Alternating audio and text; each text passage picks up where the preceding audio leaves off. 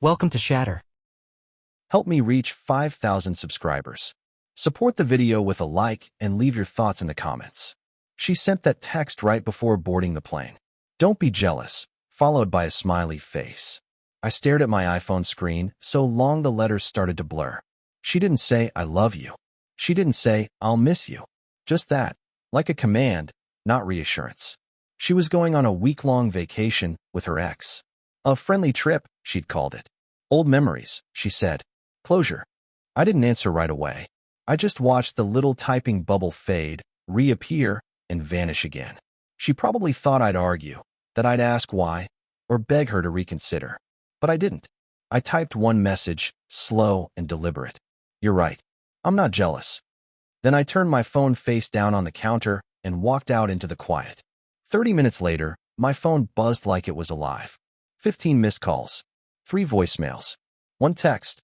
"Why aren't you answering?" I didn't open it. I didn't need to. Something had shifted, and she could feel it. We'd been married 6 years. The last 2 had felt like living beside someone who was always somewhere else. Her phone face down at dinner. Her smile reserved for whoever was on the other end of that glowing screen. I'd grown used to being the background, steady, predictable, the man she could lean on when her world tilted. She once called me the calm before her storms. Lately, she'd started craving the storm again.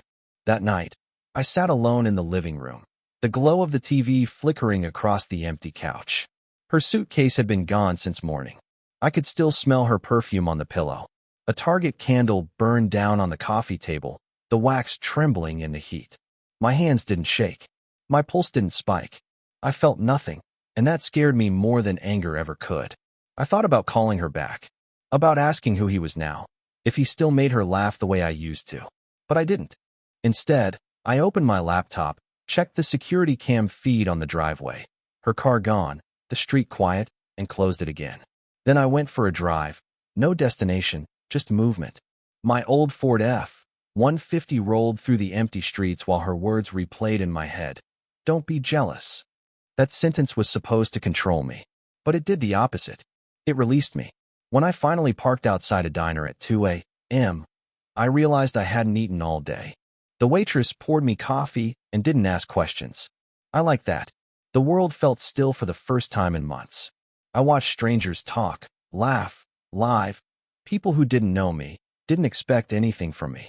And for the first time, I wondered what my life might look like if I stopped being the man who always waited for her to come back. Back home, the phone was still buzzing, the screen lighting up the dark kitchen. I stood over it for a long time, then finally turned it off. Silence filled the house like fresh air. That was the moment she lost me. She just didn't know it yet. The strange thing about silence is how loud it becomes when someone's used to having control. By the next morning, she'd left me 3 more voicemails, each one shorter, sharper, less confident than the last. I listened to none of them. I just deleted them in sequence, the way you'd clear junk mail. She'd been gone less than 24 hours, but something in her tone already sounded unsteady. I didn't need to hear the words to know she was realizing what I had. That peace, once you've tasted it, is addictive. I went about my day quietly. Coffee from Starbucks, my usual black with no sugar. I sat in the corner, laptop open, pretending to scroll through work emails while I watched the morning crowd rush in and out. Everyone seemed to be chasing something. Deadlines, texts, people. I wasn't chasing anymore. That realization hit me with the same weight as her message the night before. I wasn't jealous. I wasn't angry. I was just done. By noon, she texted again. "You're being childish." Another, 10 minutes later. "I thought you'd at least check in." Then, "Are you okay?" Her words were trying to climb back into a place she'd already abandoned. I let the phone buzz out on the counter while I fixed the loose shelf in the hallway, cleaned the kitchen, changed the oil in the truck. Small things, but each one steadied me. I hadn't realized how much of my energy had been spent just waiting. Waiting for her mood to shift, her tone to soften, her love to return. That waiting had been my quiet prison. In the afternoon, I stopped by Target to pick up a few things I didn't really need. Tools. Paint. It didn't matter.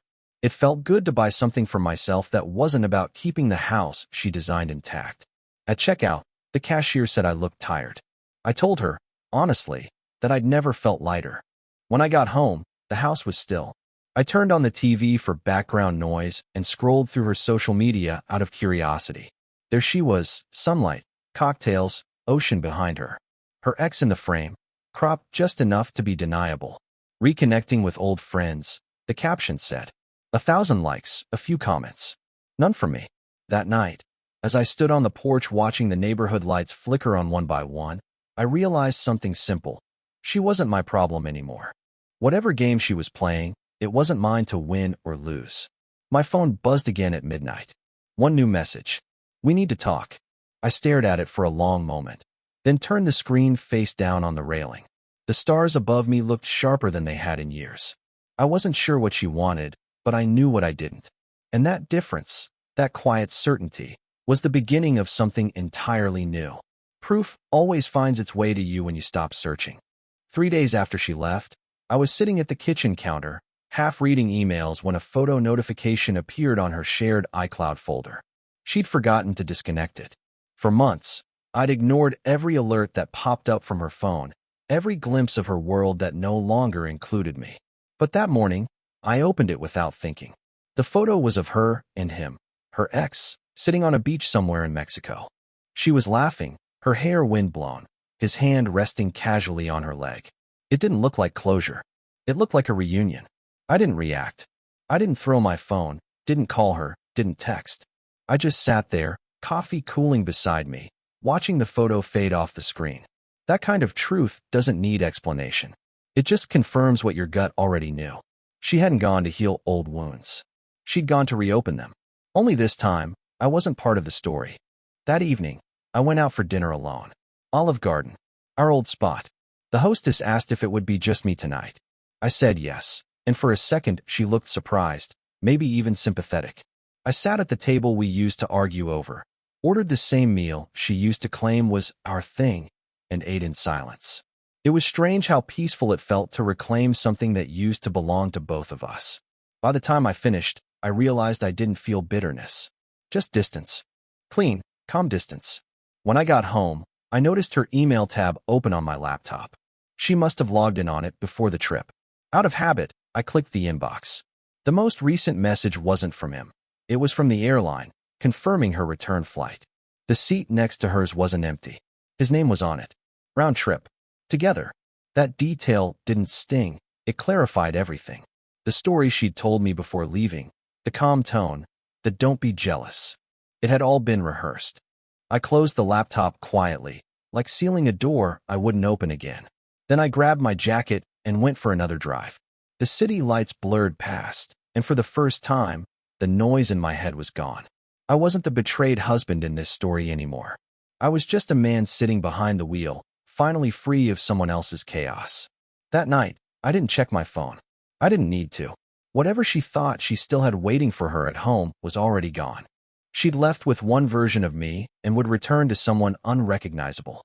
And she'd have no one to blame but herself. Disappearing isn't about vanishing overnight. It's about slipping out of someone's reach until they realize you're no longer available. Not emotionally, not physically, not even digitally. The morning her flight landed, I was already gone. Not far, not in distance, but in every way that mattered. I had packed a small bag, left the house keys on the kitchen table, and rented a small Airbnb across town. No dramatic goodbye, no note, no confrontation. Just silence. Around noon, my phone lit up again. Her name flashing across the screen, over and over. First the soft messages, I'm back, are you home? Then sharper ones, where are you? This isn't funny. I watched the notifications pile up, then turned the phone off completely. The stillness that followed felt like a deep breath after years of holding one in. I spent that day driving without direction, letting the world feel new again.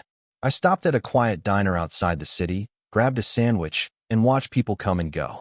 Couples laughing, parents wrangling kids, strangers lost in their own stories. None of them knew mine, and that anonymity was freedom. By the time the sun started to set, I realized something important. I didn't need revenge. I didn't need explanations. I just needed distance. That night, I checked into the Airbnb, a simple apartment with bare walls, one lamp, and a couch that smelled faintly of detergent. I made coffee, sat by the window, and listened to the rain tapping against the glass. My phone stayed off. I could almost hear her frustration from miles away, the growing panic of someone who'd always been in control, suddenly finding silence on the other end. Later, I logged into my email from a new account, canceled our shared subscriptions, disconnected every digital tie between us. Netflix, Spotify, bank logins, everything. Clean cuts, each one small but powerful. I wasn't erasing her out of anger. I was reclaiming space. By midnight, I poured a drink, sat back, and watched the streetlights flicker. Somewhere out there, she was probably pacing, maybe crying, maybe furious. But none of it mattered anymore. She could call, text, plead. My absence would say everything I never did. The funny thing about silence is how fast it shifts power. She used to talk over me, fill every room with her voice, her certainty, her control. Now, she had to live inside the quiet I'd left behind. And the truth is, that silence was never empty. It was full of everything she'd taken for granted. The call stopped after 3 days. Maybe she realized I wasn't playing a game. Maybe she just ran out of ways to reach me. Either way, the silence between us became real, something you could almost touch. I stayed in that small apartment, waking up early, going for long runs, eating breakfast alone. The world was quieter now, and in that quiet, I started rebuilding myself piece by piece. I picked up freelance work again, small IT contracts, code reviews, system overhauls. It wasn't much, but it was mine. I spent hours in coffee shops with my MacBook, letting the hum of other people's lives fill the background while I wrote lines of code that no one else could claim. Each small success felt like a brick, stacking higher, forming something solid, something separate from her. One afternoon, I stopped by Walmart for groceries. I hadn't shopped alone in years. I walked through the aisle slowly, buying things I liked instead of what she used to demand. It sounds simple, but that choice, picking my own cereal, my own brand of coffee, felt like proof that I'd stopped orbiting around her. Freedom doesn't come in one grand moment. It arrives in small, ordinary decisions. By the end of the week, I'd moved the rest of my things out of the house. I didn't see her when I went back. Her car wasn't there. The air inside smelled stale, unfamiliar. I took only what belonged to me and left the rest. Before I walked out, I placed my wedding ring on the counter beside her favorite mug. The silence in that kitchen was so deep it felt sacred. That night, she finally sent one more message. So this is it. You just disappear? It wasn't angry. It was scared. I read it once, twice, then put the phone away. She wasn't used to being ignored. She'd built her power on reaction, on knowing I would always try to fix things. But there was nothing left to fix. The man she'd known was gone, buried under months of quiet she never bothered to understand. Later, as I lay in bed, I thought about how easily control shifts when you stop needing someone's approval. She thought she could test me, push me, and I'd bend. But the truth is, once you stop explaining yourself, you become unreadable. And unreadable people are dangerous to those who thrive on control. She didn't lose me when she left for that trip. She lost me the moment I stopped answering. When people lose control, they start reaching for witnesses. That's exactly what she did. Friends, family, co-workers. I began hearing from them one by one. It started with polite concern. She's worried about you. Then it turned into accusation. You just left? No explanation? I didn't respond to any of it. I wasn't trying to clear my name. The truth didn't need an audience. It only needed time. By the second week, her tone had changed. The confident woman who'd once mocked my quiet now sounded small in the fragments that reached me through others. Someone mentioned she'd shown up at my old job, asking if I'd transferred, if anyone knew where I was living. They didn't. I'd made sure of that. My digital footprints were clean, my new address unlisted. She was searching for a version of me that no longer existed. I'd built a new routine by then. Mornings running through the park, afternoons coding, evenings at a small diner where nobody asked my name. The waitress there always played country music a little too loud, but I didn't mind. The noise made it easier to think. One night, while sipping coffee, I overheard two women talking at the next booth. One said, "You really thought no one would notice?" The other laughed, embarrassed. I smiled faintly. That line carried weight. It summed up everything my wife had assumed. Her secret, her arrogance, her belief that she could walk the edge and never fall. A few days later, I saw her face on a mutual friend's social media post. The caption was subtle but sharp, Something about betrayal and mask slipping. The comments weren't kind. I scrolled for a while, not out of spite, but curiosity. It was strange watching the collapse happen in real time, seeing people pull away from her the same way she'd once pulled away from me. Her social circle had always been her armor. Now it was turning against her. That night, I walked back to the apartment and stood by the window. The city glowed below me, indifferent. For the first time, I felt no pull toward her, not love, not hate, not pity. Just stillness. She was unraveling in public, but I didn't need to say a word. The world was doing it for me. The next morning, another text came through. Please, can we talk? I just need to explain. I didn't delete it. I just left it unread. There's a specific kind of power in silence, the kind that turns questions into consequences. And she was finally learning what that felt like. Isolation doesn't happen all at once. It starts with small absences. One friend not returning her calls, a coworker changing tables at lunch, a family member offering polite excuses instead of support. I didn't have to orchestrate any of it. Life was doing the work for me. Every lie she told to protect her image had started to unravel in her own hands. The woman who once thrived on attention was now met with silence, the same silence she'd forced me to live in for years. One night, a mutual friend texted me, asking if I'd spoken to her. Apparently, she'd shown up at a dinner party trying to laugh things off, pretending her trip with her ex had been a misunderstanding. No one believed her. People notice desperation, even when it's dressed up as charm. The friend said she looked tired, anxious, scanning the room every few minutes like she expected someone to challenge her. I didn't reply. The image alone was enough. Meanwhile, my life kept moving forward. I'd picked up more contracts, started renting a small office downtown. It wasn't glamorous, but it was mine. I'd work late into the night with soft jazz playing through my headphones, the glow of the monitor reflecting off the window. That quiet grind was becoming addictive. I didn't miss her voice anymore. I didn't miss her chaos. I was beginning to like who I was without her. Sometimes, though, late at night, I'd think about how easily she had underestimated me. She'd once said, "You're too calm. It's like nothing gets to you." Back then, it had sounded like a flaw. Now, it felt like my greatest strength. My calm was my weapon. A week later, I stopped by the old house to pick up some leftover mail. She was there. The lights were on, the door slightly open. I didn't plan to go in, but curiosity pulled me closer. She was sitting on the couch, phone in her hands, surrounded by half-packed boxes. The air felt heavy. I watched from the doorway for a moment, unseen. Her shoulders were slumped, her movements slow. She looked smaller somehow, like the house itself had grown around her. I didn't step inside. I just turned, walked back to the truck, and drove away. No confrontation, no closure. I'd already gotten what I needed, the sight of her sitting alone in the silence she once gave me. It wasn't revenge. It was balance. And balance, I realized, is the quietest form of justice. Confrontation came quietly, like a storm that had already passed but left the air charged. It was late on a Thursday night when she showed up at the office I'd been renting downtown. I just shut my laptop when I saw her reflection in the glass door. Same face, but not the same woman. Her confidence had drained somewhere between apology and exhaustion. She looked smaller, uncertain, standing there in a coat that didn't quite fit the season. She said my name like it was a question. I didn't answer. I just looked at her, waiting. She started talking fast, words tumbling over each other, about how things got confused, how her trip wasn't what it seemed. Her voice cracked halfway through, the practiced tone replaced by something raw. I could tell she wasn't used to hearing herself sound that vulnerable.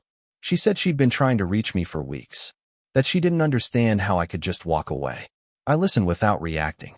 Every sentence she spoke was a confession disguised as an explanation.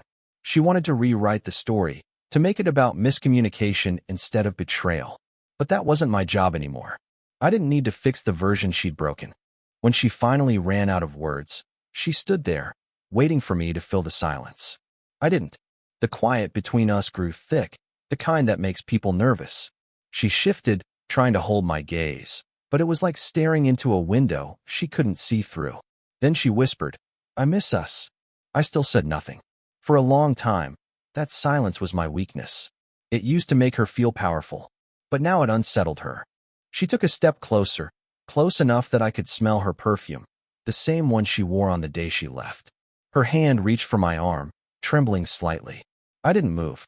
I let her touch linger for a moment before I stepped back, calm, steady. Her eyes filled with something that looked a lot like panic. She asked if there was a way back, if what we had could still be saved. I told her quietly, "There is no going back. Nothing more. No anger, no final speech. Just truth." When she left, she didn't slam the door. She just walked into the night, her reflection fading from the glass. I watched until she was gone. The silence that followed wasn't empty anymore. It was full of peace, of distance, of the quiet certainty that I'd finally closed the door she kept open too long. After that night, she stopped pretending. The version of her that had lived for attention began to crumble in front of everyone. It started small, missed meetings, shaky stories, the cracks she couldn't cover anymore. Her coworkers whispered. Friends she once flaunted stopped answering her messages. The woman who once controlled every room now walked into silence. She was learning what it felt like to become invisible. I didn't reach out. I didn't have to. Everything she tried to keep hidden was surfacing without my help.